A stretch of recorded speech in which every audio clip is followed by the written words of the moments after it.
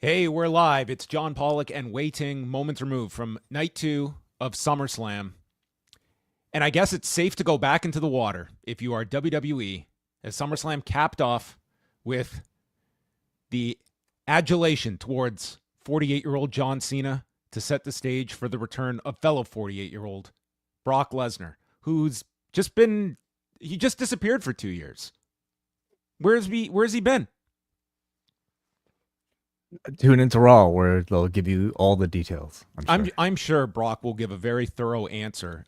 We were really hesitant to go live right now because I can only imagine how Paul Levesque is going to field all of these questions about Brock at tonight's press conference.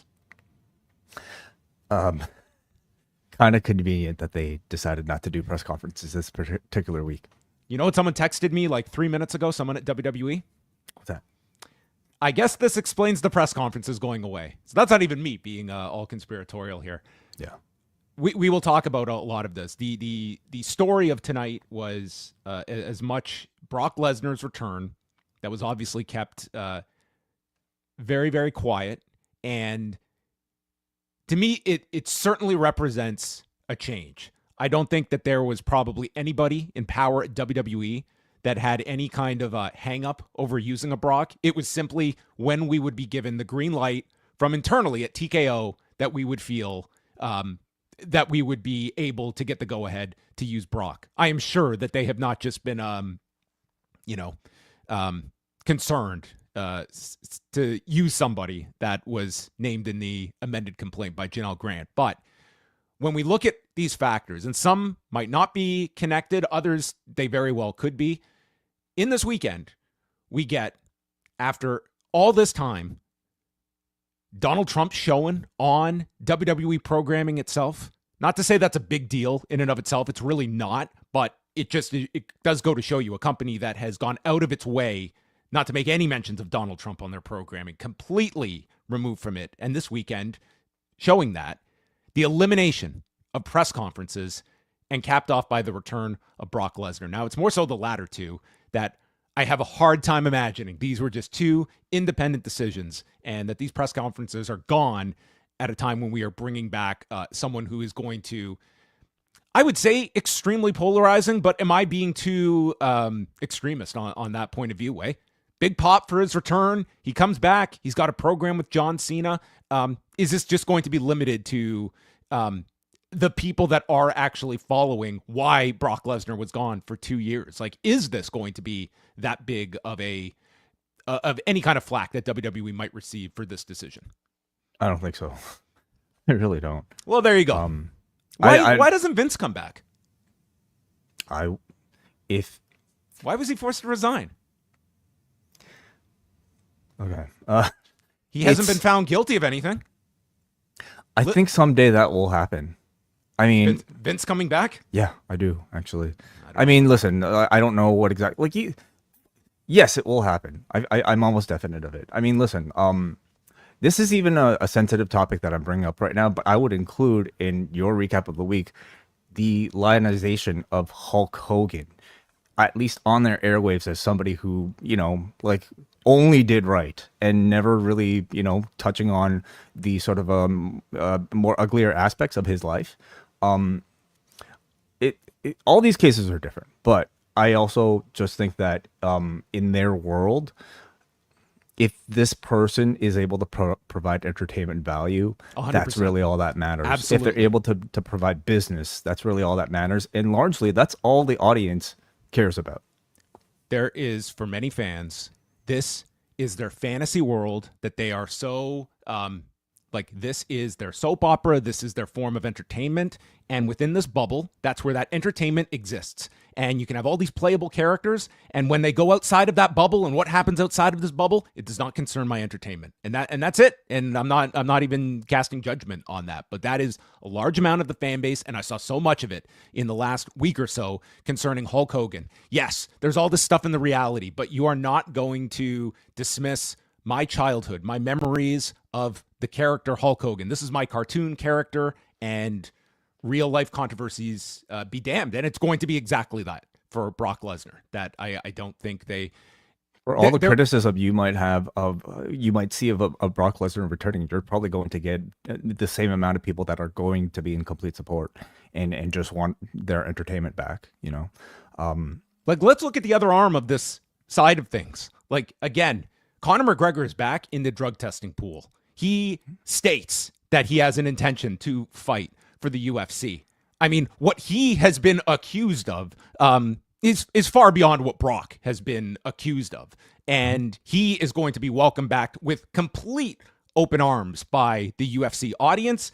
And he is going to, if he fights on pay-per-view, it will be a successful pay-per-view. Like, this is a reality, folks, that it doesn't mean you just dismiss all of these things or you just go mute on them. But it is a reality here that part of this is transactional, and a fan base will look at what entertainment can you provide me that in turn will make me massage these realities that I don't necessarily have to, that are not going to block my entertainment value. And if you don't have that entertainment value, maybe I'll be a bit more harsher on this. But as long as I can get this big fight or this big match, then so be it. Yeah. I mean, I think it calls to maybe a bigger topic, but I mean, look at who the president is right now and his track record and the entire cabinet. I think people are just maybe largely concerned about how something affects them and not necessarily, I don't know, their moral standing. And, I'm sure there are arguments in support of that too. Like, I'm here for entertainment. Why should I care that deeply about something like this? That's going to vary for everybody. Had there been a press conference tonight, what would your thought have been about how that would have been handled? Like, that's another question. Would the issues about Brock be raised? And we're saying this not even knowing who would have been in attendance at this press conference, because that would have likely affected your thought. But I mean, it's not even a guarantee this would have been brought up, but they have now made it 100% it is not going to be brought up. Yeah, I would say the answer to that is a maybe.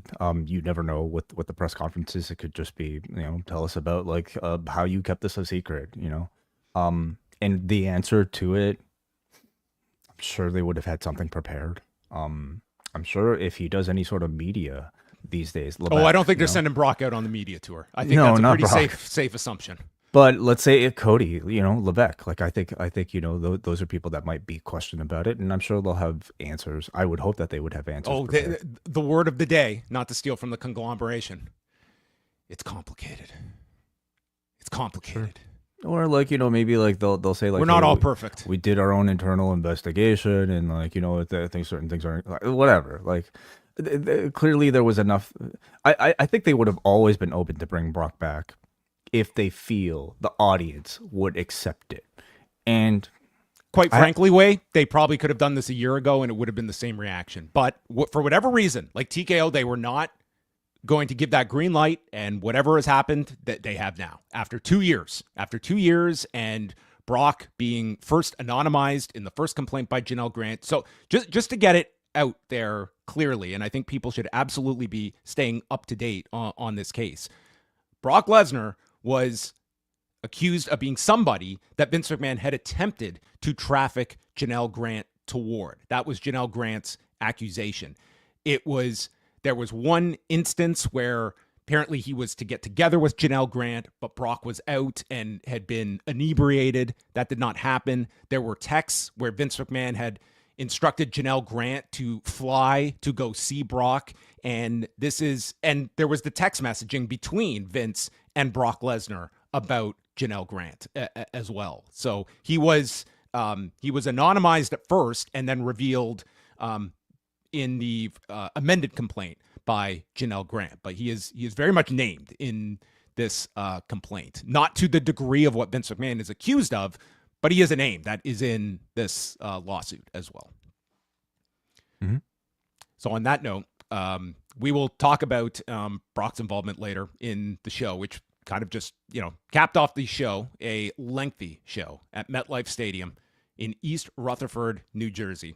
The final WrestleTix number was 56,434. And if we go by WrestleTix, the combined number over both nights was 106,927. So I would say on the scale of the WWE bump It was like a minor one. It was a minor one. It was certainly above this. I think whatever the number is that Stephanie gave, this grew to like 60 plus in her announcement later. But I mean, even if we're going by the baseline WrestleTix number, which would include comps as well, I mean, nearly 107,000 tickets out for this 2-night event. And we already knew in advance, like this is going to be the same case in Minneapolis and probably SummerSlams going forward overall. No gate figure announced. I don't think the WWE will announce a gate number, but that would be an interesting figure just to see, given the ticket prices and what the gate was for the 2-night event, because I'm sure it was one of the biggest in company history if we're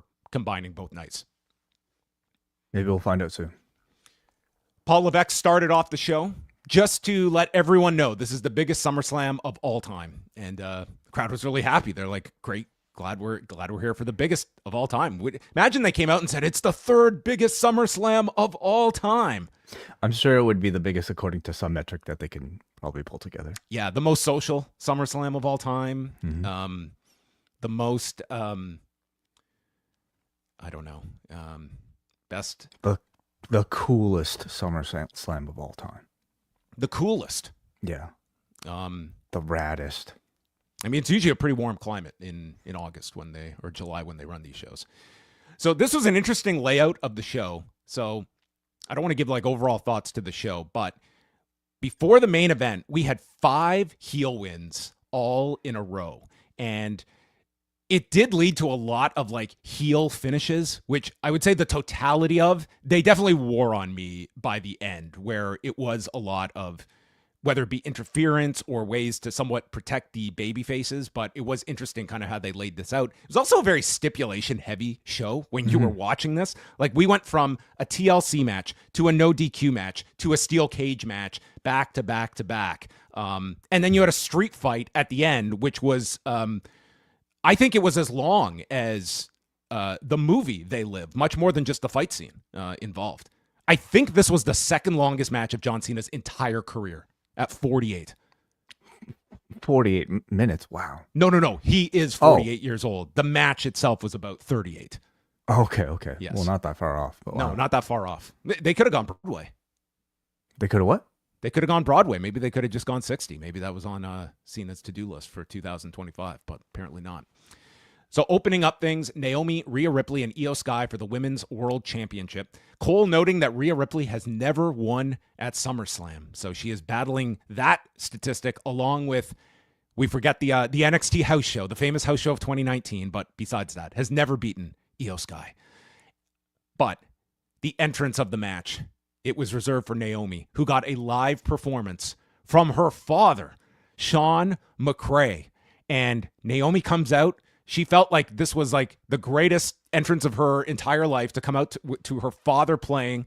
And who was not rooting for Naomi in this match? This was like, Michael Cole's explaining this. I'm like, who in God's name would be booing this woman when they give her this entrance with her father? This was like a great entrance that it certainly was not a heel entrance at all. I mean, she was fighting back tears. Oh, dude, she was emotional, and oh my God. Her father was like so into it and stuff. I mean, I just thought this entrance was tremendous, and just not for the heel of the match, but regardless, the match begins. Well, sometimes you sacrifice those things just to have a big, like moment. I hate to use that sort of cliched word, for Levesque's booking, but I mean, this was a moment, right? Like they wanted to announce that, hey, this match was going to be about Naomi, and that sort of spotlight provided that.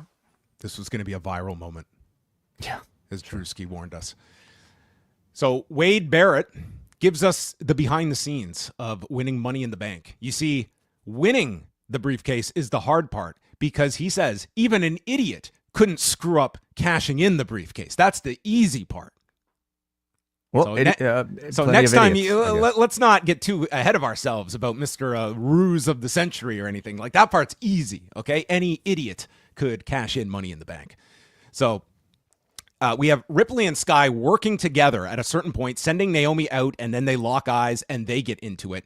Rhea would lift Sky on her shoulders into a Poison Rana, and Naomi would return. We got multiple saves from the other. There was a split-legged moonsault by Naomi onto Ripley. and Io breaks up the cover with the over the moonsault. And then Naomi hits a flying knee into the face of Io Sky. Ripley headbutts her, hits the riptide, but now it's Sky in to make the save. Crowd reacts big to that.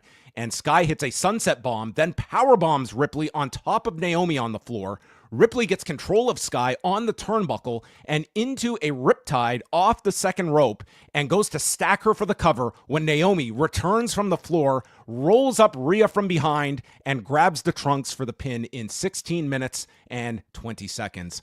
Cole calls Rhea snake bit because of SummerSlam and the losing streak that we have now crafted for her. And they note she's complaining about the trunks, but Cole says, doesn't matter. No DQs in a triple threat. So stop crying, Rhea. And Naomi retains the belt. I thought a very good opener that the two had. They had lofty expectations. I don't think this was the level of the Mania match or the Evolution match with Rhea and Io, but I thought overall it was a entertaining three-way to open up the show.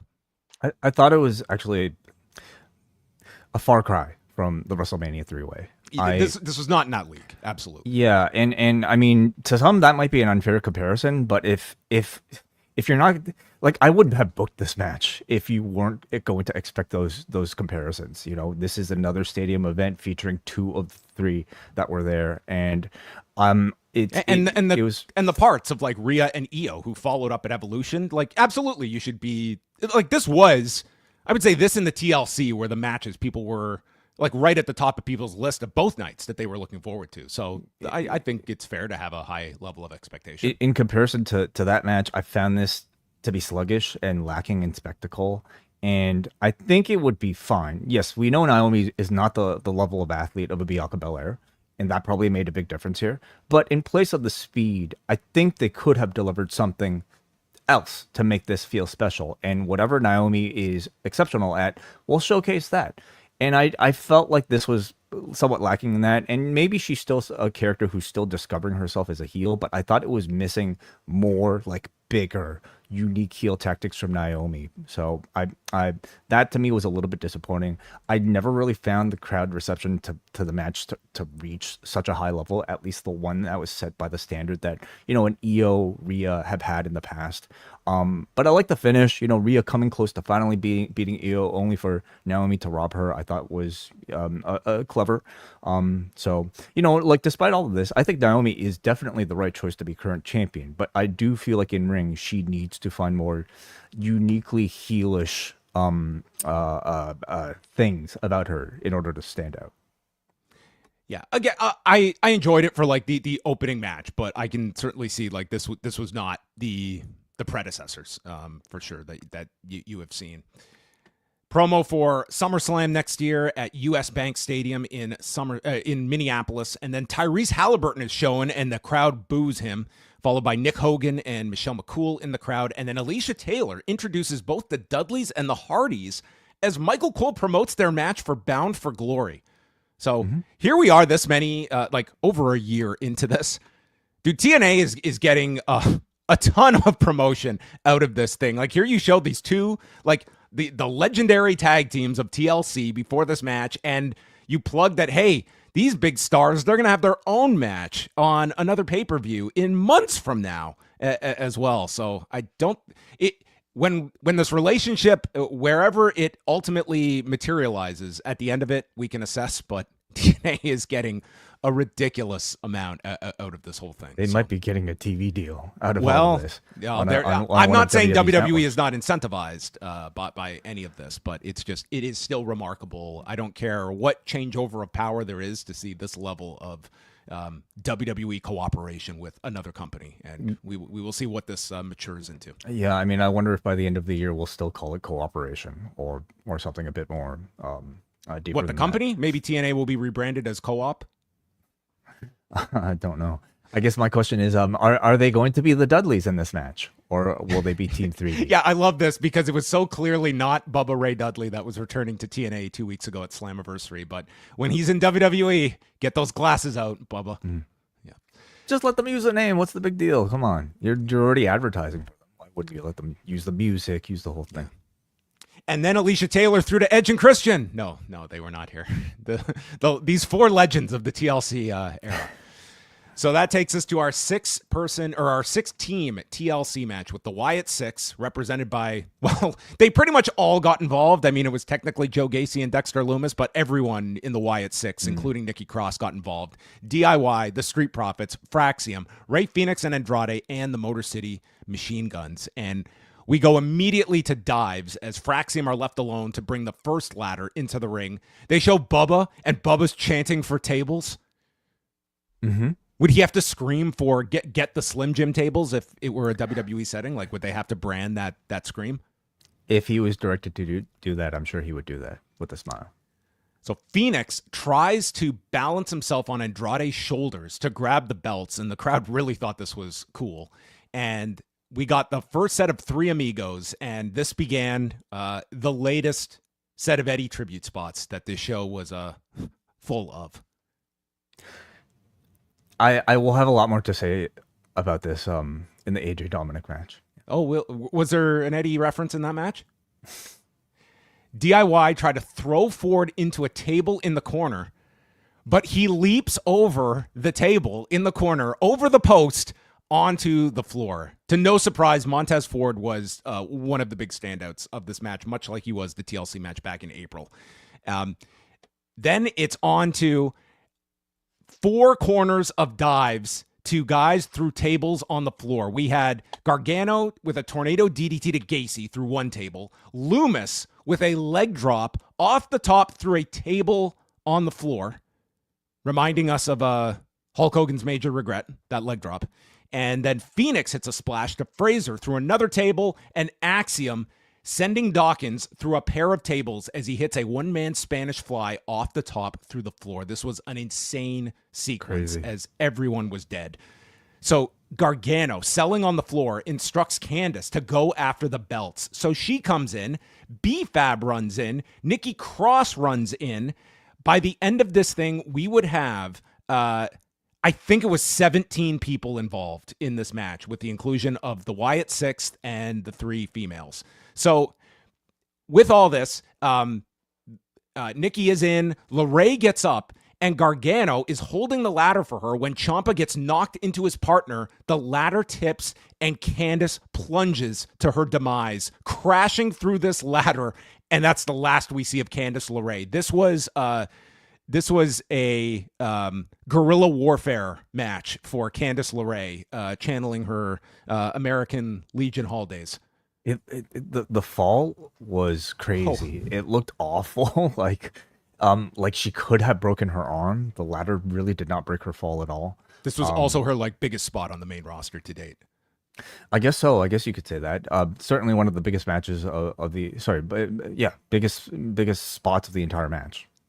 And I love how following this, Gargano had to sort of play the decision. He's like, she's fine. Yeah, should I check out my life or should I go for these titles? I'm gonna. And he goes for the belt.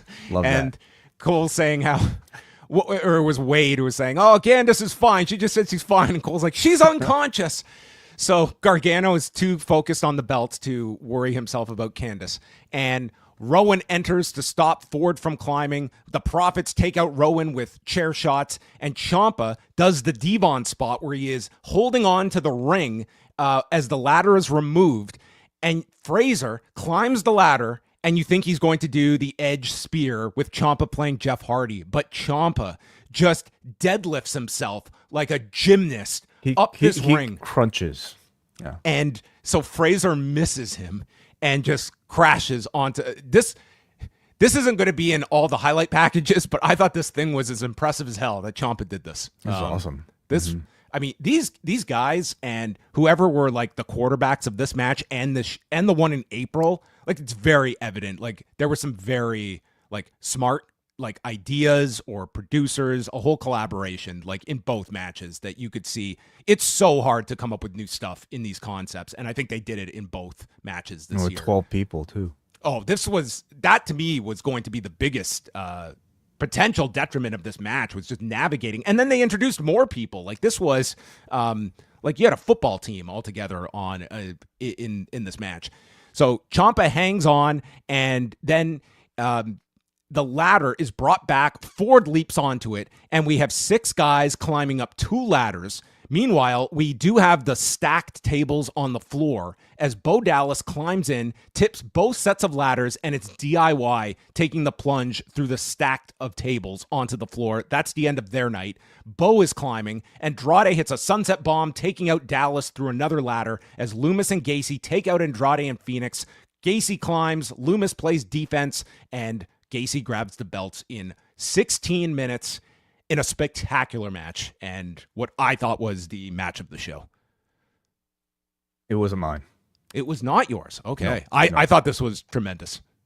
I thought there were I thought it was a very entertaining TLC match. You know, a lot of spots definitely had me concerned for these guys. That Loomis, I thought it was supposed to be a senton. You thought it was a leg drop. It was probably something in between. That Spanish fly into the corner right next to the barricade from Axiom, that looked crazy. But especially that Candice LeRae fall. A lot of this stuff this match certainly had a car crash sort of appeal to it, and that's exactly I think what you might be looking for TLC.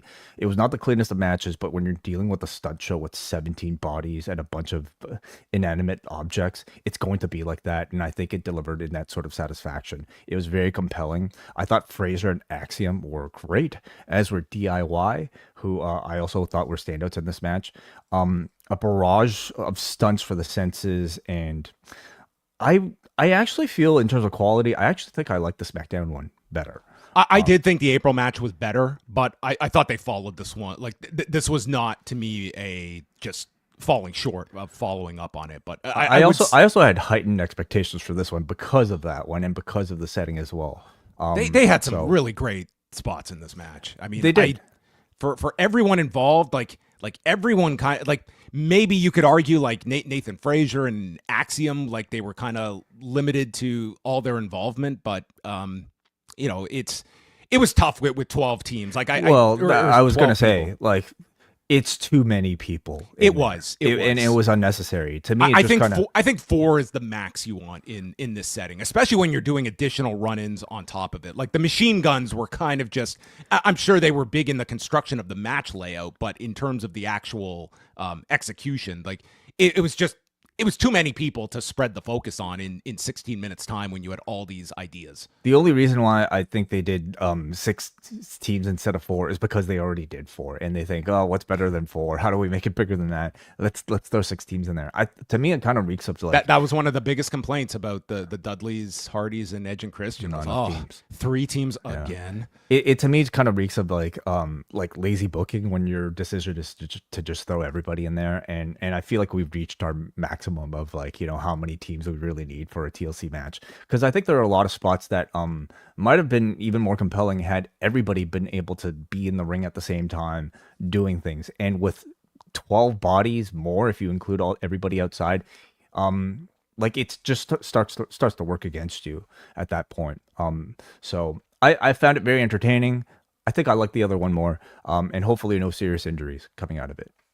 Yeah, I mean, there's that. There was no AJ Francis like crotching himself on the ladder spot like Slammiversary.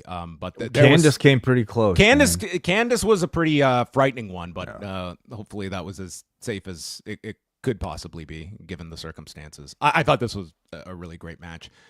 One more time, Paul Levesque was at the White House. The live feed cut out though. I couldn't hear the audience. Did you search for any viral clips? I did not. I did not. I don't know. I assume this played in the stadium like it did. Like Saturday, it was, you could see like it was booed everywhere, and it was yeah, I made the front page of Reddit. Yeah, like it was pretty notable. So Becky Lynch, Lyra Valkyria for the Intercontinental title. No countouts, no disqualifications, and I thought a very tough spot to follow TLC with what was a weapons match. Now, you could say that this was more like your grudge match, whereas the preceding match was sort of more of like your stunt-based type of match. But regardless, like they were using chairs, they were using tables, and then the main event, they were going to be using all the same weapons again. Like there was, I think, like to have 3 matches that were very weapons-based, that's a lot on a 6-match show. So I felt like they were in a tough spot here, having to follow this immediately. And Becky comes out to her new theme song by the Wonder Boys. And what would you think of the theme here? I guess in hindsight, it's sort of like how I feel about the Okada theme. It's effective for a heel. Not necessarily something that stands out to me right now. I don't think I'm supposed to be like, wow, what a great song. I thought it was fine. You know, you can't say it sounded generic, so I think that's something that's good. It's no Fraxium though. No, it's not. No, they're also not heels. So, although maybe with that song they should be. But yeah, probably a song that'll grow on people. Becky gets a kendo stick. Lyra answers this with a crowbar, not Devon Storm, and runs Becky into the steps. And it's Lyra just being super aggressive. Drop kicks Becky in Wade's chair.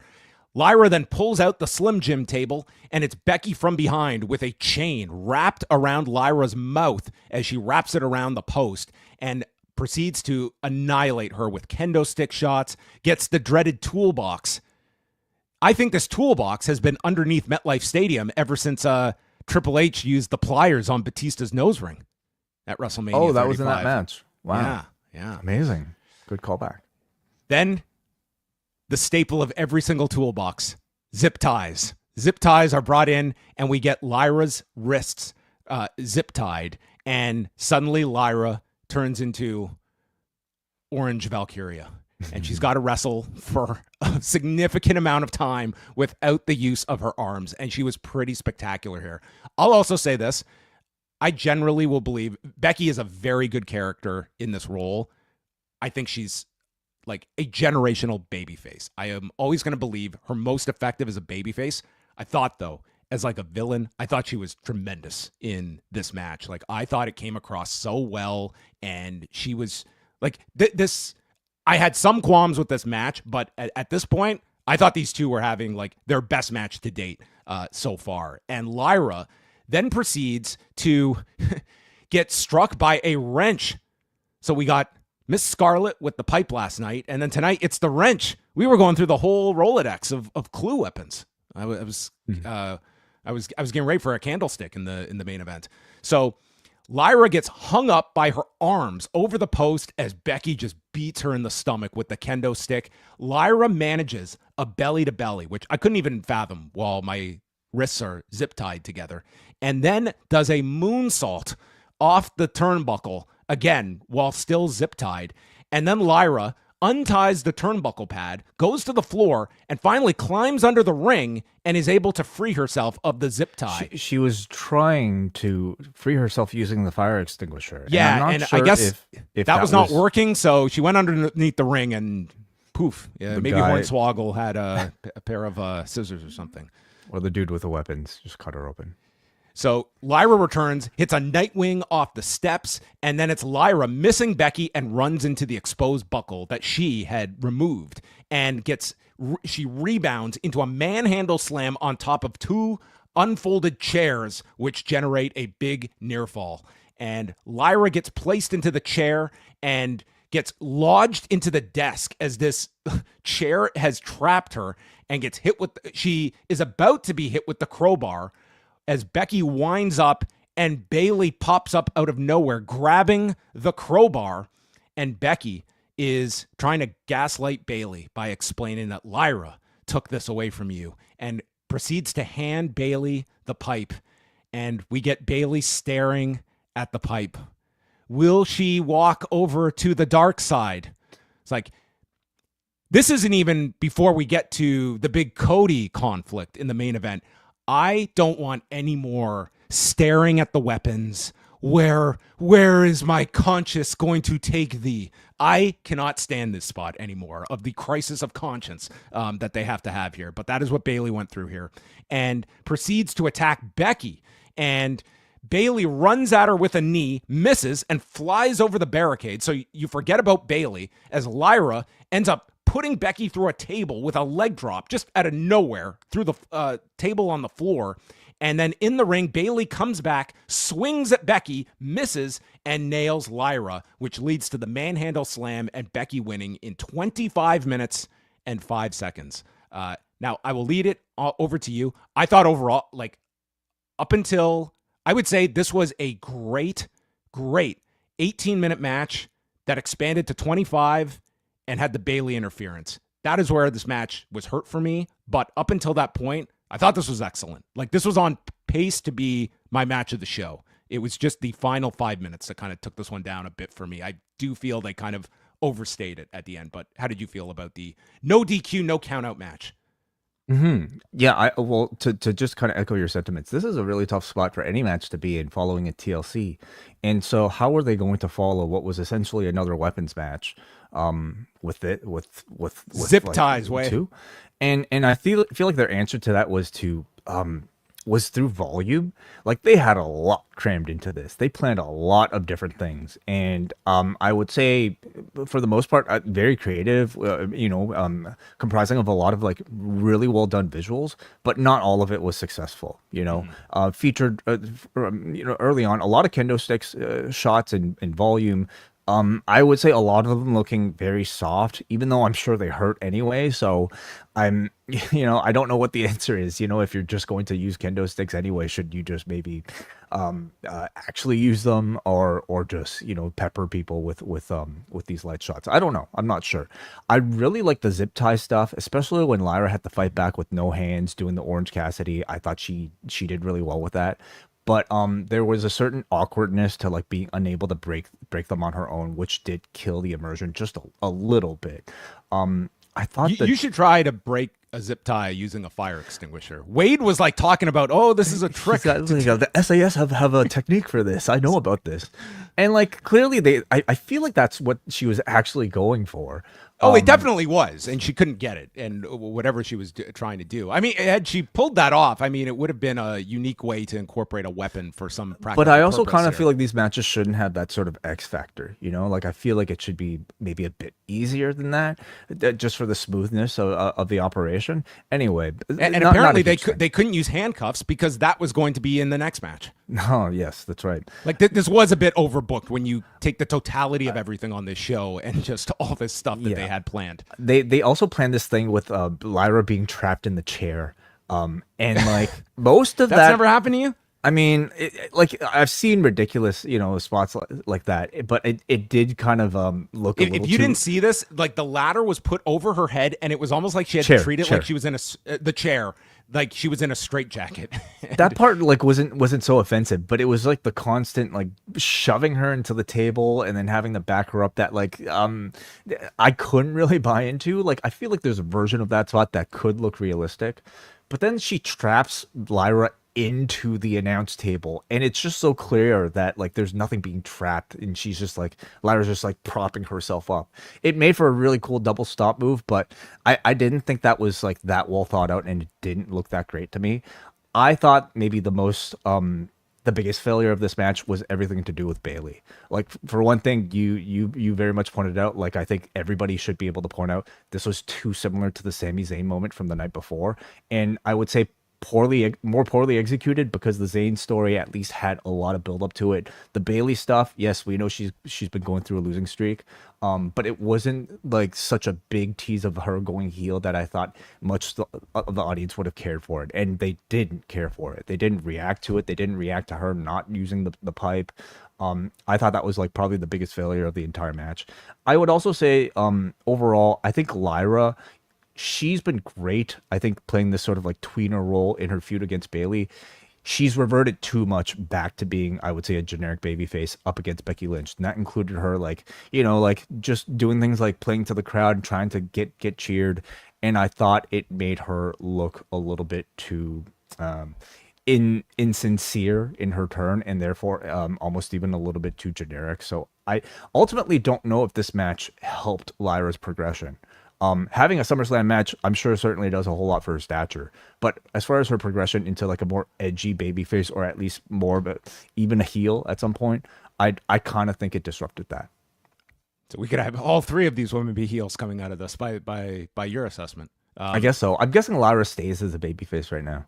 Well, I think, yeah. I mean, she's shut out of this title picture now for the time being, and I guess she can do something with Bayley on top of this. I did not think it was the time to take this belt off of Becky. There, no, obviously. not at all. Like, she's the person to build the IC title around. Absolutely. Yeah. I was very high on this match by about like the 15-16 minute mark, and it was just like the ending, it really took it down for me. And, and this will continue in this next match that we're going to get to. It was a lot of heel wins and the feeling that well, we've got to do some shenanigans to get to that heel win. Jelly Roll is showing, still holding his jaw. He was still selling. A bunch of other celebrities, and then Solo Sikoa, Jacob Fatu steel cage match for the U.S. title. They note, Michael Cole brings up, Solo Sikoa has not been pinned since the Tribal Combat match on the Netflix premiere. That's a while. That sounds very impressive. Oh, how many matches has he had? He's had 20 matches since then. Okay. And he has won 3 of them. How does that work? He has lost tag matches. He has been in no contests. He lost a cage match to Cody in Europe. He has actually had 3 wins during this remarkable stretch where he has not been pinned. So this was this is one of those, like doing the Sherdog test when you see that a guy's like 6-0 and then you click on his opponents and they're a combined like 3-40. So interesting. Yeah. Wow.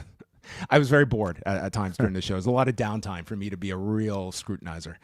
So early on, Sikoa is using the cage as a weapon, sending Fatu into the cage repeatedly.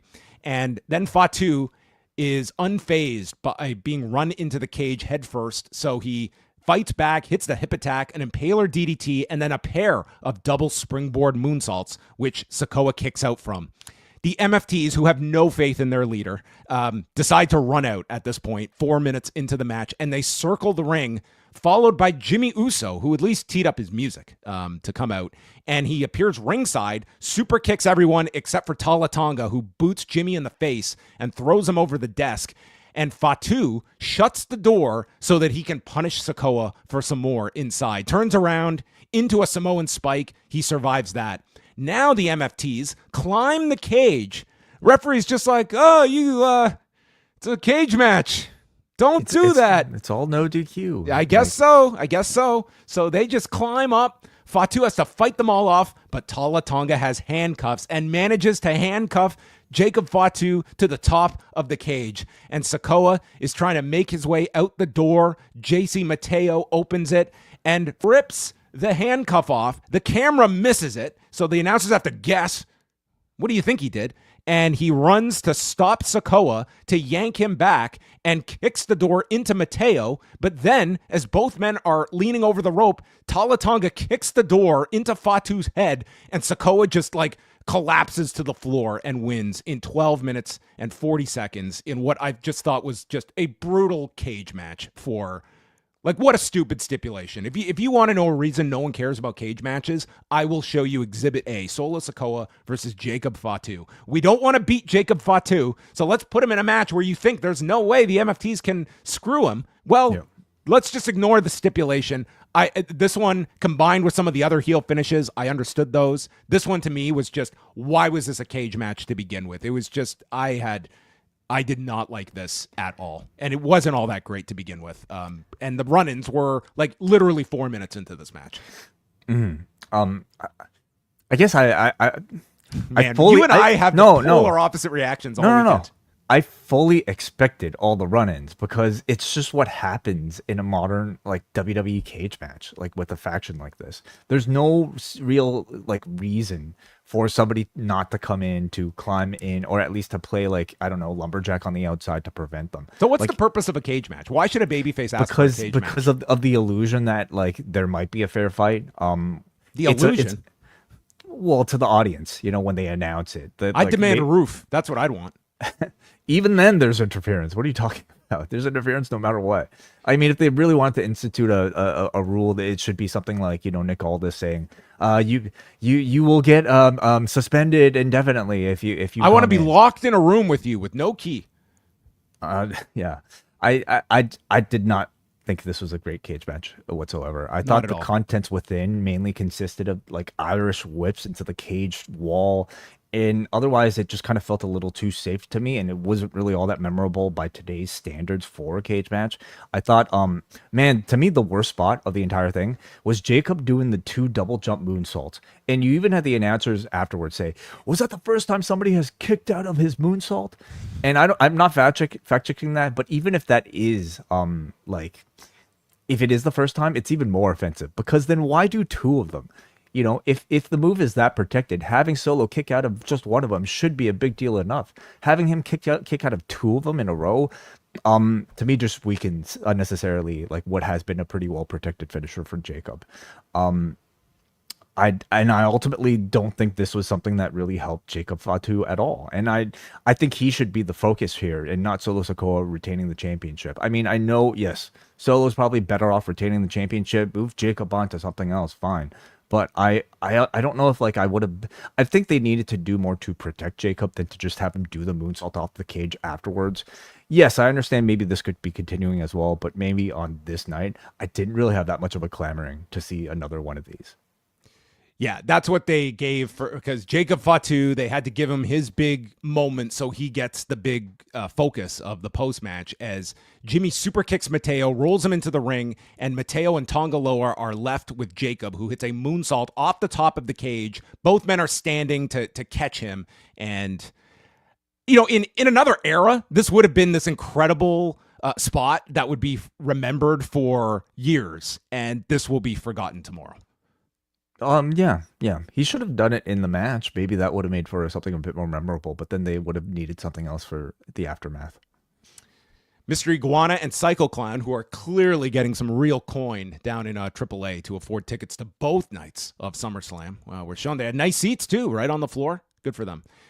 That sets up Dominik Mysterio and AJ Styles as well. They promoted the hell out of Triple Mania both nights for their YouTube channel on August 16th. So it's Dominik and AJ, and Dominik makes his regular entrance with the mask, and then AJ enters in a lowrider, and he's got Eddie Guerrero inspired tights, boots, and a Styles Heat t-shirt. Yeah. Oh, hell. I love Latino Heat. Well, like, have they ever wrestled? AJ and Eddie? Yes, they would have wrestled. Oh man, I'm thinking if they did, it would have been on Eddie's indie run in early 2002. I don't know off the top of my head.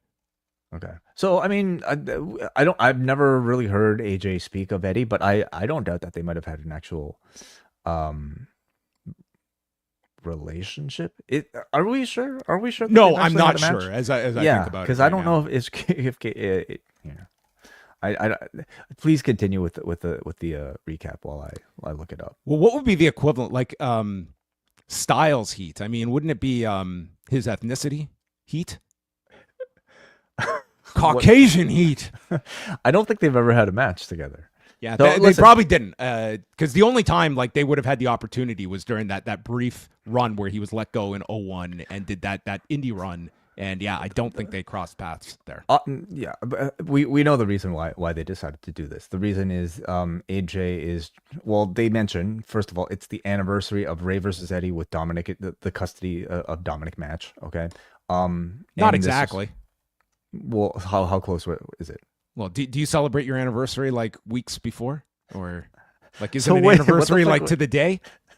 Well, what did they say? I forget on commentary. Well, they said they said it was the 20th anniversary, but it was like that was like late August. Like, does that count? Are we talking about the year? Was it SummerSlam? It was SummerSlam. Close enough. Okay. I guess as long as you're in the same month, you can celebrate an anniversary. If it's the same name of the same event, then it's close enough. You try that where you skip your wedding anniversary and you remind your wife at the end of the month and say happy anniversary. See how that turns out for you. Okay. Sure. Okay. Yes.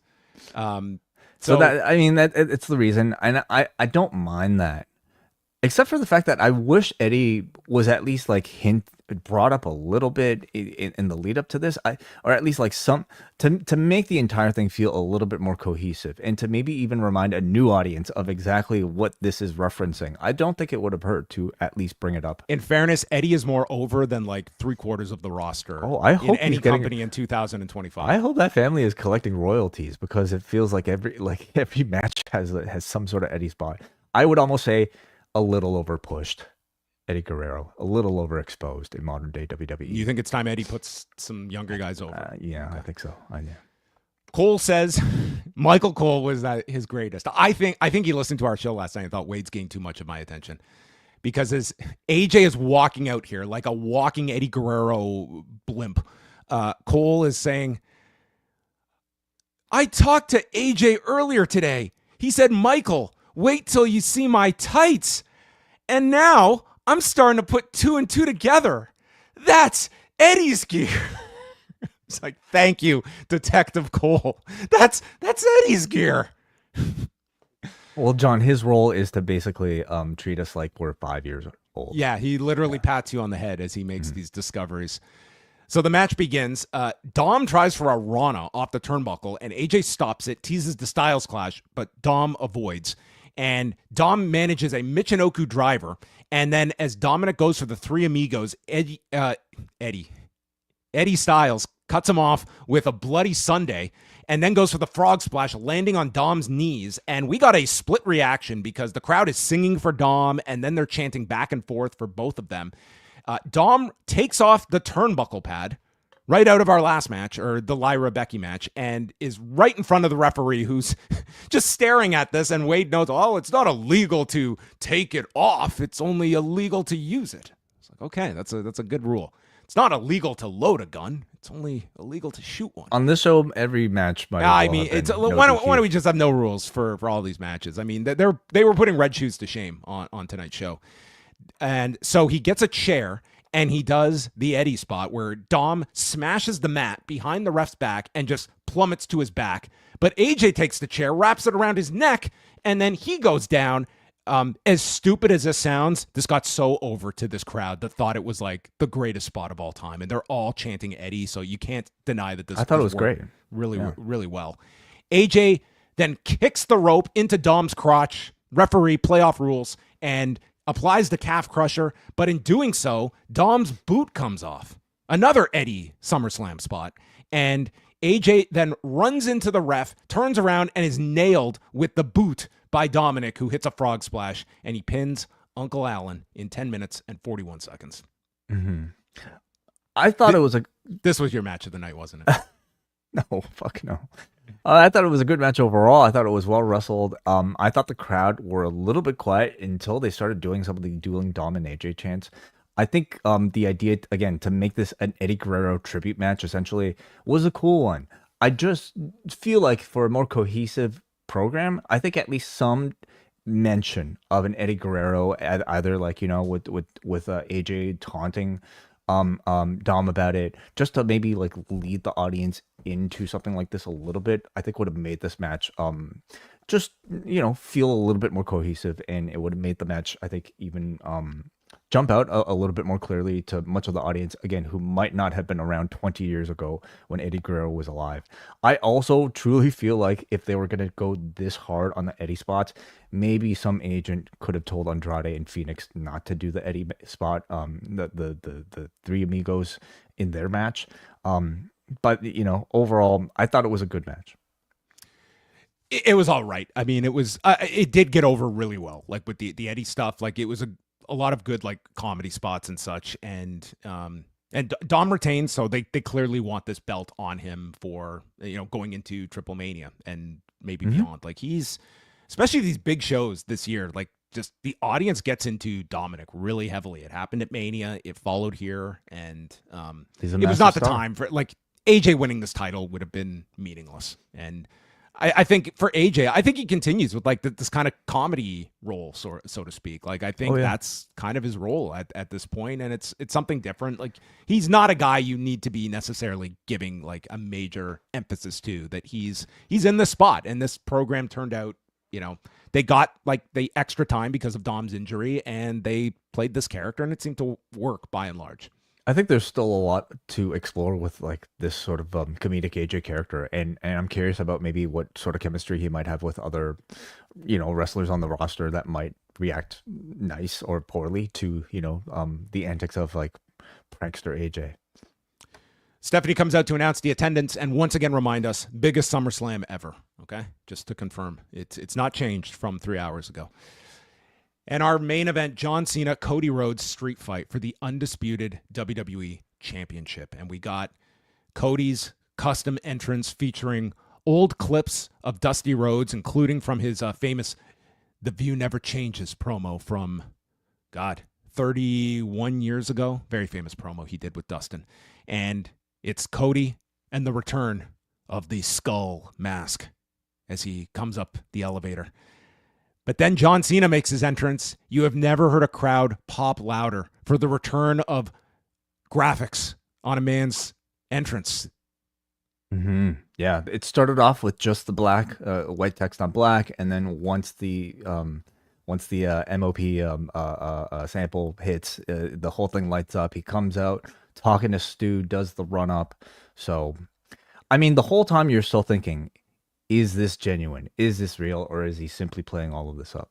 No, I mean, we can talk about this at the end of the match, but I mean, if you were thinking SmackDown was just like the Austin fake turn going into the Invasion pay-per-view, no, that was the turn. He is a babyface, and he's going to be a babyface from now through the end. And I think it really does just put this whole heel run kind of to bed at this point. And I have to say that I think it is without any argument that this heel turn had an incredible one night when it was executed. And from there, I don't think it ever came anywhere near the proximity of that night in Toronto. And I'm sorry, like, just if we're just talking basic storytelling, if you were to tell me, well, he's going to have this, 5-month run as a heel, and then he will turn in the middle of the summer, and he's just going to turn in a promo on SmackDown. That's it. I'm sorry. That was a very, very anticlimactic turn for, like, you could argue your biggest story of the entire year.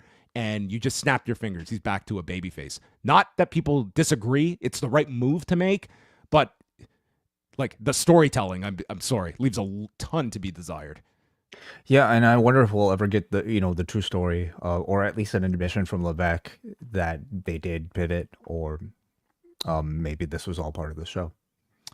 Everything's part of the show, way. So the match begins, and Cole says, I spoke to John in the afternoon. It seems like the Cena of old. That's it. That was our turn, everyone. He's back. I talked to him. He's good. So they hug at the beginning of the match, and then they go into strikes. I felt the hug was significant because the hugs have been seen as heel turn method, right? Like it's Cody was being baited here, but he went in for the hug. But this was just a normal hug, and he whispered something, I'm sure, to the effect of like, "Hey, let's have a really fair fight," and then that's why they broke off into. Yeah, they needed the Dwayne hologram in the corner of the ring for the hug. Yeah, the throat slash. So Cena walks up to Tyrese Halliburton and steals the man's crutch to use as a weapon.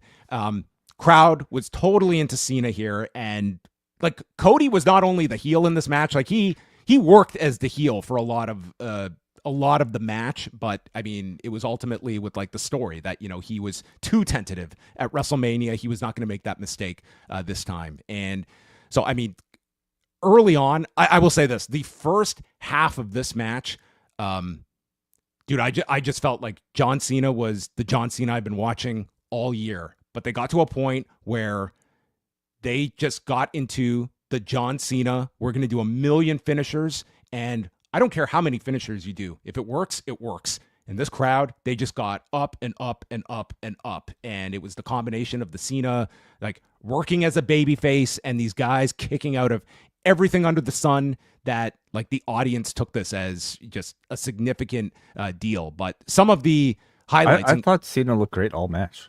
I would not say that about the first half of here. Like it felt to me like Cody was just had to like slow down. I don't know. Cody had to slow down.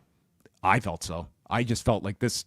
I thought the first half of this match was not a huge difference from the Mania match. But it was just if it was slower, it's because the layout of the match dictated it.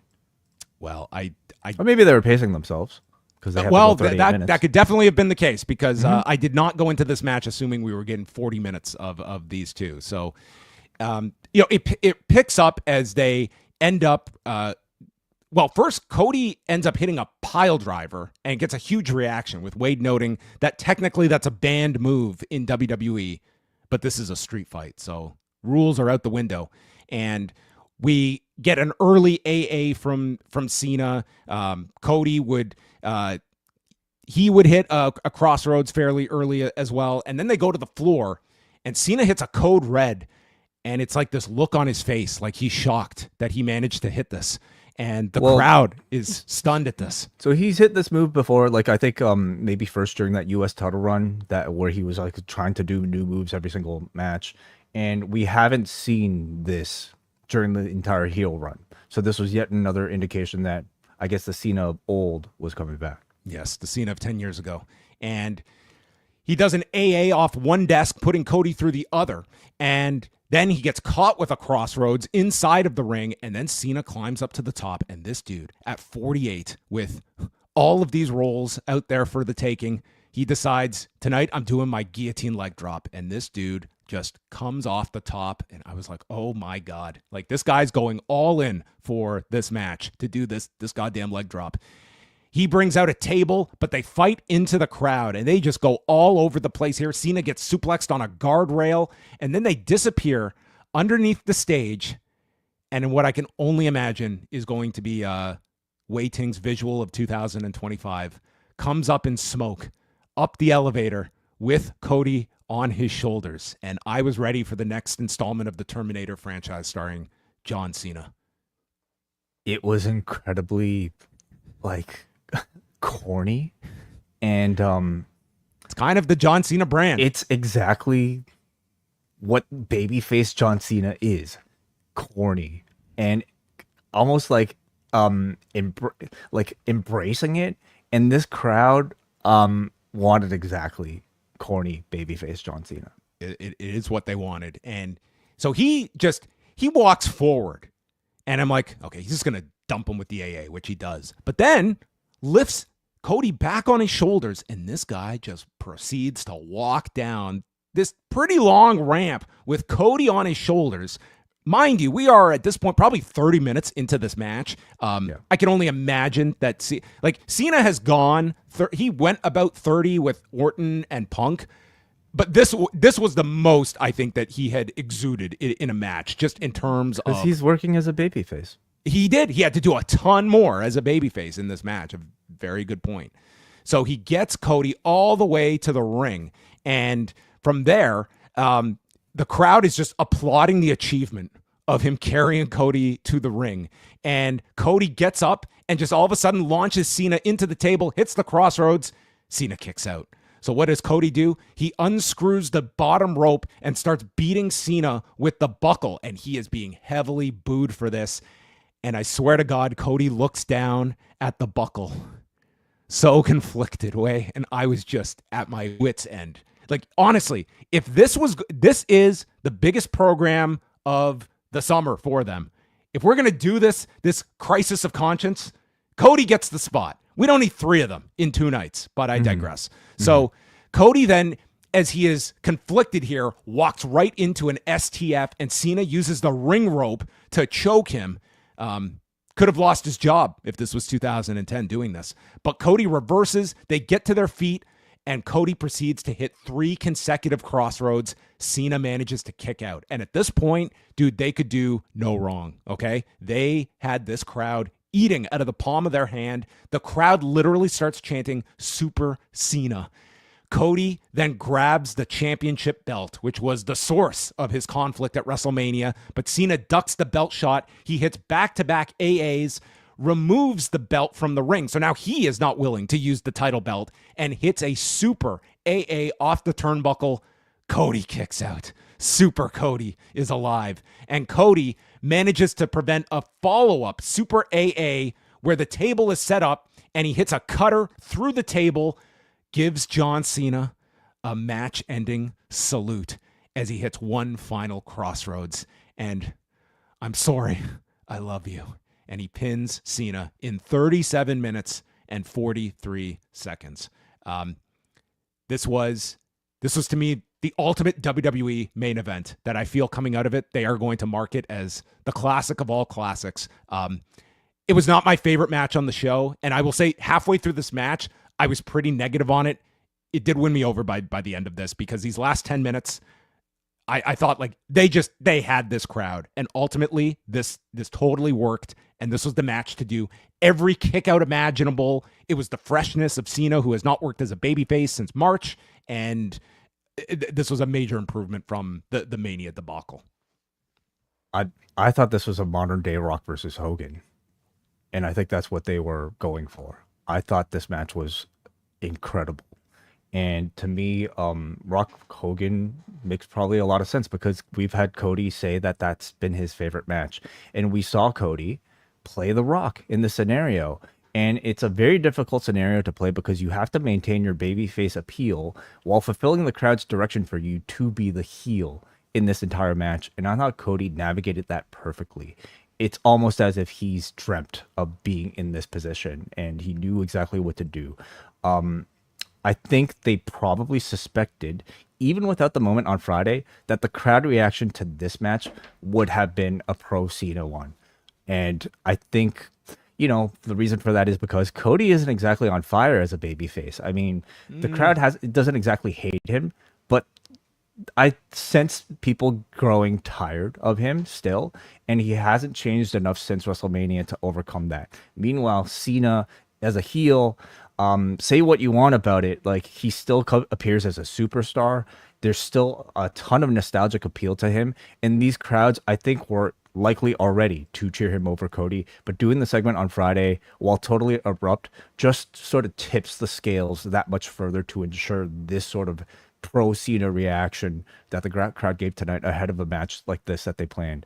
And I think, for all the criticism of like the Cena work rate ability, I feel like we have our answer from this. He was probably hampered by having to work a heel wrestling style, or what he thought, was demanded of a heel wrestling style. Yeah, I'm sure there are some limitations as well, due to age, as he's admitted to himself. But I think so much of it is down to having a more limited palette, maybe the desire to want to work slower, and none of that was in play tonight because he was able to basically do a greatest hits John Cena match. And I never realized how much I missed that until this particular moment. You see the result of a match like this, and you don't even care about how janky the story was leading up to get to this point. You're just grateful to be watching it in the moment, just as you were Rock versus Hogan, because the lead up to that match had nothing to do whatsoever with how that match eventually turned out. Dude, The Rock overcame being run into a semi truck while he was being taken off in an ambulance. That was an amazing return in less than a month. Okay, that was a human interest story.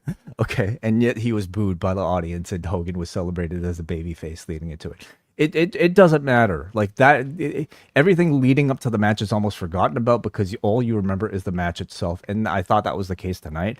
As the match progressed, I found myself having such a great time watching it, really wanting it not to end. And at 41 years old, having watched as much wrestling as I have, I don't really feel that sort of thing that much anymore.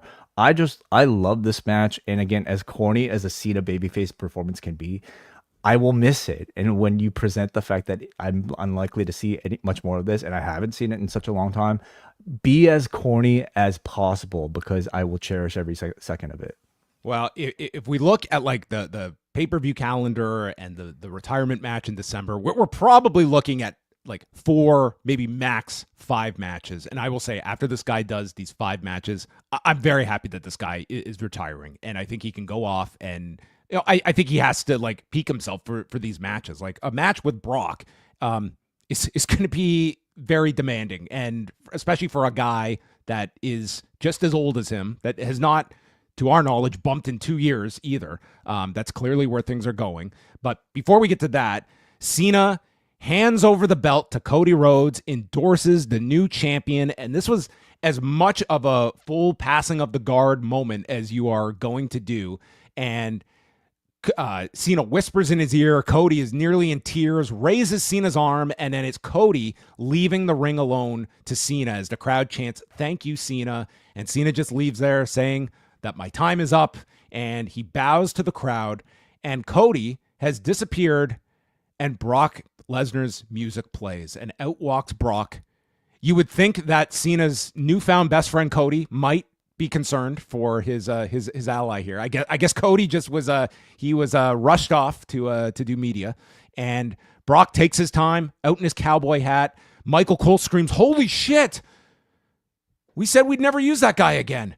And he enters the ring, and boom, it's just playing the greatest hits. We go right back to 2012, and he lays out Cena with the F5, and I think it is worth asking like when this was finalized with Brock and how much that affected like doing this abrupt turn for Cena to be in this position to do the babyface heel dynamic here with Brock at the end of SummerSlam, and presuming that this would be, what would you say, like the show in France?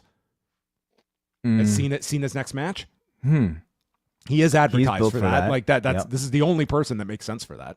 Sure, yeah. Are they doing any more Saudi shows between now and then?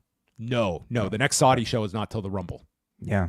Yeah, it could be that. Could be Survivor Series, but yeah, I think France, very possible. I think you kind of have to go to this pretty soon. So, yeah, that's how the show ended. And I mean, that will be the story about Brock Lesnar and WWE's decision that after all this time, they felt now it was safe to use Brock. And if this gets any kind of attention, I'm not necessarily thinking this is going to grab too much interest mainstream-wise. Well, I think that is an interesting question. You don't think that mainstream press will pick any of this up? I'm not. There might be some. I don't see it being that big a story, and that's kind of why I, at certain points, thought that they would ultimately bring back Brock, because I didn't think that the backlash was going to be as big as maybe they thought it would be, but they had their reasoning for it. And I'm just curious if like a Paul Levesque is ever going to be in a position to be asked of it. I mean, the allegations did come up this week with Paul Levesque in some of the interviews, but I mean, just the combination of this deal and eliminating the press conferences, I mean, they really did protect themselves from having any kind of need to answer for this, and putting Paul Levesque in that situation. So I mean, I can't look at that and not think. I wonder if a John Cena will be asked. You mean out in like just public doing media for other things? He's doing so much like just mainstream media stuff. Like I just don't see. Yeah, who's gonna ask him? I guess I don't think it's going to come up, but it.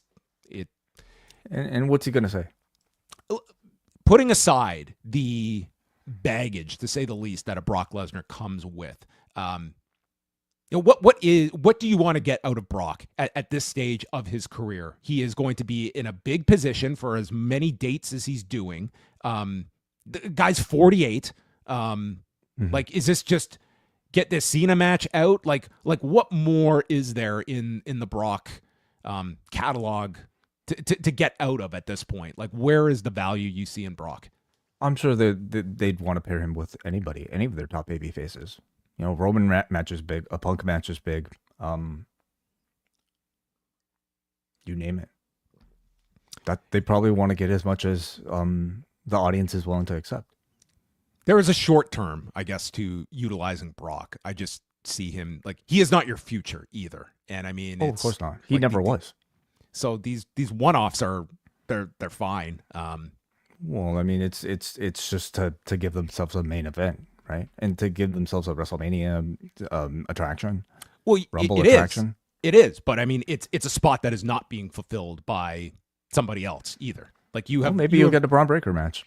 Like you can't elevate a Braun Breaker and a Jacob Fatu and all these others, and then also like give a big main event spot to a Brock. Like there are others that just you will have to wait your turn because this guy's working with Punk this month, or this guy's working with Cena this month, or this guy's working with Roman this month, and it's they made the calculus. Like they decided like this is what we need right now, and obviously it's going to be Cena, Lesnar out of the gate whenever they get to this match. So there you go. That was SummerSlam. Did you enjoy night 2 over night 1? I feel like up until the main event, I think this main event is going to take you into the year-end awards. It sounds like. I thought it was one of the best matches of the year. Yeah, I really truly feel like it's for me like a modern Rock Hogan. Just in terms of dynamic and in terms of the way it played out. And I think that's a very different viewpoint you and I might have. But I wasn't that down on it as like I certainly wasn't as high as you on it. But I would say at 37 minutes that's a big chunk of time. But I mean you cannot deny like where you want that match to be. Like look at it this way. Becky and Lyra, I was loving that match, and like the last like 7 minutes really brought it down for me. And with Cody and Cena, it was the first half of the match that I was struggling to really get into, but they nailed like the last 15, and you're leaving things on a much higher note because I like the whole match. I thought the appeal of there you go. I might be in the minority. So I thought the appeal of seeing Cena play play the old babyface role, and again, like that sort of background tension of whether or not he's actually doing this for real or not. I thought also maybe played a bit of a role, but to me there was just like an element of, I think, well, first of all, action and improved work rate from him playing that babyface role, but also I think a certain level of nostalgia that was also evident from you know, maybe like the Hogan Rock match as well, that I thought really helped it out. But yeah, I have no idea what other people think. Didn't read any reaction. So maybe on that note, we should go to some super chats. Let us get the chats that have been categorized as super. Okay, let's go to Bluey. First of all, thank you guys for being here, watching us live. If you are one of those people at youtube.com/postwrestling. Probably like Monday morning in Bluey's time zone. That is correct. Yeah, we are on a campaign towards 20,000 YouTube subscribers. At present, we are at 19,947. We are 53 subscribers away from 20,000. Will you be the 20,000th subscriber to our YouTube channel? Help us get there. And you know what? We got a big surprise. Huge surprise. Huge. Tune in and find out. My lips are sealed until we hit 20K. Yeah. No, we don't really have much of a surprise, but it'll be a nice round number that you can really help us get there. But on top of that, thank you guys for subscribing. Thank you for being members of the Post Wrestling Cafe, and thank you for sending your super chats. Let's go to Blue, who sends 100 rupees, who says, as a sports fan, much of it has become a propaganda vehicle. My favorite wrestlers work for WWE, depressing that even our escapism is teeming with evil. I mean, it's a broad statement. I mean, it can apply to many examples, I'm sure, but I guess, like, was tonight really the breaking point for that sort of realization? I mean, I feel like this is a company that's never been the cleanest. Did you see at the WWE tryouts this weekend, Cheryl Hines, the not just from Curb Your Enthusiasm, but of course the wife of RFK Jr. was there at the tryouts. Oh, interesting. Okay. Well, doing the fitness, I guess, whatever bullshit thing that they're trying to do, I can certainly see, based on this weekend, of them making like Hunter's whole connection and initiative like part of, you know, various WWE campaigns, and making Levesque the face of that. And here he is, you know, helping, you know, kids be more athletic and stuff. And like, they certainly want to promote that. Matt Logan, who sends actually a number of super chats, he says, this show was the best out of two nights, so Cena is no longer a heel, just like that. Yes, that's it. Just snap like your that. fingers. He had a bad couple of months. Okay, he was just figuring things out. Let's read all of Matt's first of all. Thank you, Matt, for sending a total of $15 worth of super chats. Appreciate that. He also says Triple H on the post show just kayfabed Brock's return as if it were a normal re-signing. All right, so just, I guess, a bit of a report on Triple H's appearance on the WWE post show. He sent another one just to clarify. Was he asked about any of just the TKO legal team or anything like that? Was that mentioned? So. Ian Peterson writes one. I don't really need to read it. You can read it for yourself. Let's go to Ian Peterson. But thank you for the support. Let's go to Ian Peterson, who sent $5. I sincerely believe they only got rid of the post-show pressers because of John's questions when the lawsuit dropped. Thank you, guys. That wasn't my call. When the lawsuit dropped, that was John Elba and Brandon Thurston. I was not at that press conference at the Royal Rumble, but listen, they like, those are the questions they do not want to be asked at these press conferences. But quite honestly, like, I'll admit, I have not watched the press conferences in several months, so I can't even, like, it does not sound like they were routinely getting a lot of questions like that to begin with. But I mean, we have asked many times, like, if you are WWE, what are you getting out of these press conferences? Like, it's a chance for media to get access to, you know, someone like Paul Levesque that is not going to be sitting down with wrestling websites or anything like that. So that's gone. But from WWE's point of view, like, why are you doing these? If you, like, you could do fake press conferences, like with like in-house, or you could just do this post-show deal that they're very happy to do and eliminate the media aspect of it. So that's obviously what they're doing. When was the last time you applied for credential? I'm trying to remember. Were you ever turned down for a credential? I was not. I think I applied for Mania, and I wasn't denied, but I wasn't approved. So I wasn't told like we're the not. Vegas Mania. Yes, I believe so. Okay. Yes. Right. So you weren't denied, but you weren't approved. Do you know what the answer might be for Brandon? I think similar. Okay. Yeah. All right. Yeah. But I'll say now, at this point, without those press conferences, there is zero incentive for me to attend any of these shows. Like none. There's absolutely, and there's. I don't think they're. I think that's exactly. Oh, I don't think they're going to miss me either. So I don't think it's. I think we're probably at very similar conclusions. Last one here. Kylie Coyote sends $5 Canadian. Thank you, Kylie Coyote. Did you notice right before Cody versus Cena began, Cole said that they were the final two in the Rumble along with Jay. Cole has been making mistakes lately.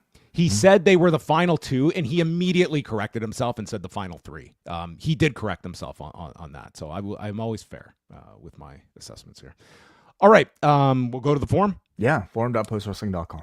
Okay, first one here is from Mac Ruber. As a day one Cena fan, this match had me jumping around my living room in excitement, but I was really hoping that the sudden face turn was yet another ruse. Unfortunately, I was proven wrong. Was there anyone rooting that like this was going to be a ruse? I guess Mac Ruber was one of people. Sure. On top of that, Cena losing really makes me question the rest of Cena's story for the rest of the year. Finally, a man named in a sex trafficking lawsuit returning has really put a bummer on my night. I really hope that it's brought up during the press conference, but I doubt it. I don't know if he's saying that sarcastically. The rest of the show was fun, but the end is just leaving a sour taste in my mouth.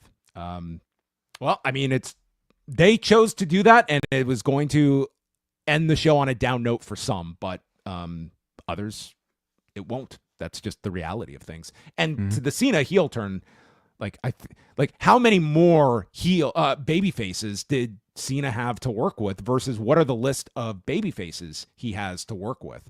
That heels that he has to work with now as the babyface role. I would have said Roman for sure. And maybe a J match might have meant something, but he could still do all those matches as a babyface. Now, again, you've only got a few more left. Yeah. And one of them's Brock, at least. And, I mean, you could do the Rollins match now. You could do, like Drew, if they consider Drew a big enough name, for something like that. I guess Rollins, sure. Gunther's out there. So Gunther. Those are all your options. I missed a super chat here from Bluey. Another one. Thank you, Bluey, for sending 40 rupees here. He says, is using Jones as morally objectionable as Lesnar? John Jones, I assume he means.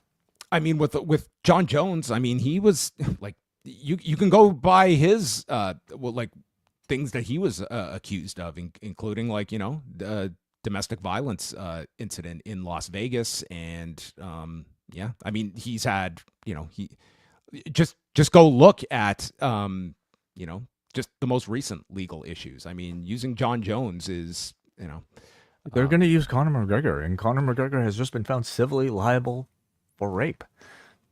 Yeah, this is on the UFC front. Like, if the UFC if this were 10 years ago and Brock was in the exact same position and UFC announced Brock is coming back to fight, like that they're going nuts. They're going nuts for Brock. And quite frankly, a lot of the wrestling audience is going nuts that Brock is back. Like, that's just, you are gone for so long. It was a guarantee he was going to get a pop tonight returning. And it's probably is not going to affect fan interest. The question will be if WWE faces any scrutiny, and if they just look at the scrutiny as like that's just the cost of doing business and we'll just weather the storm and that'll blow over really quickly. Let's go up next to Mark, who says, first he shows us a screenshot of a tweet that reads, the mega company brought back the guy actively named in the Vince lawsuit. I'm so shocked. Don't believe it. And he says, serious question. With Brock appearing and Paul basically pushing hard on the allegations are just allegations and nobody's perfect to answer. Just this week when questioned on the Grant lawsuit, do you believe until Vince, in one way or another, appears on WWE programming again, likely before the end of the year? Okay, do you think Vince appears before the end of the year? I don't. I really don't. What incentive do they have, I suppose, for a Vince McMahon? Well, I think I think that's what a lot of people get into, is the idea that, Vince McMahon, we just like this lawsuit is just, we cannot have anything to do with Vince McMahon. Let's remember that this lawsuit did not drop, and WWE proceeded to get Vince to step down after this lawsuit dropped. The fact is, it is when Slim Jim wanted to remove its sponsorship of the Royal Rumble that they felt that we cannot let this be the start of a domino effect of sponsors. And on top of it, has it been a positive or negative to WWE's business with or without Vince McMahon? Sorry, question again? Has Vince McMahon's absence from the company hurt or helped this company? It's helped. Yeah. Absolutely, it has helped this company. And that is the part that everyone has to also understand here. There is no incentive for them to bring back Vince McMahon and put him even into a figurehead position. But there will come the day, and this is... okay, here, dark question, but I'm going to bring it up. What if Vince died in that car accident? What would the treatment on WWE programming this week have been? It would be... I am very convinced that if that had happened, he is going to get the same treatment that Hulk Hogan received. Yeah. At that point, I think the online reaction will be very similar to the one. Listen, they went through this Hogan storm, and they came out of it, and it was like, no, we're going to celebrate this guy, and I don't think it would be any different for Vince McMahon. I think a lot of it will be dictated by the online discourse, and I'm pretty confident in feeling, again, like in that scenario, I feel like there'd be a lot of people choosing more so to celebrate him than anything. Correction here from Kylie Coyote. Cody was not in the Rumble this year, so he was not Final Three. He defended. Oh yeah. Oh, sorry. That's right. So it was yeah. So it was Cena and Jay as the final two. I don't know why I was thinking of Cody with he made it to the end with Gunther the year he won it. All right. So yeah, Cole made the mistake. Let's just get the pitchforks out for Michael Cole.